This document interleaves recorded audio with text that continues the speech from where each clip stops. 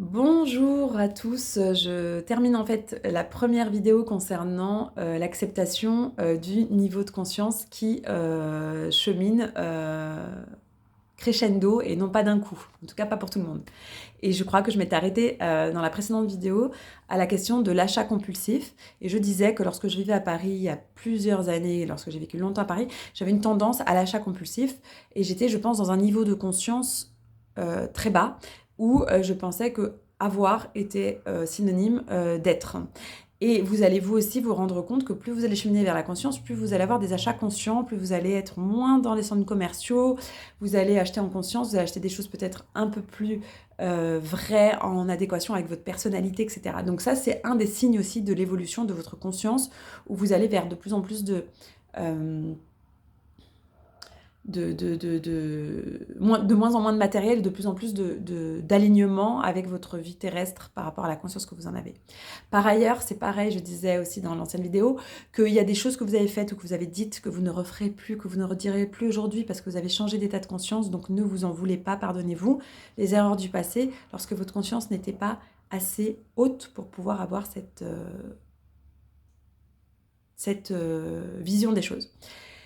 Par ailleurs, accepter donc la progression de cette conscience en reconnaissant aussi les efforts et les évolutions que vous avez déjà vécues. Souvent, lorsque les choses négatives reviennent, elles prennent le dessus sur le positif et on oublie que on a quand même évolué et que les choses qui avant pouvaient nous atteindre à une profondeur extrême, aujourd'hui nous attendent à une profondeur moins extrême. Célébrez l'évolution de votre conscience, remerciez, ayez de la gratitude, reposez-vous. Je vois beaucoup de gens qui se sentent fatigués dans ce processus et qui ne comprennent pas.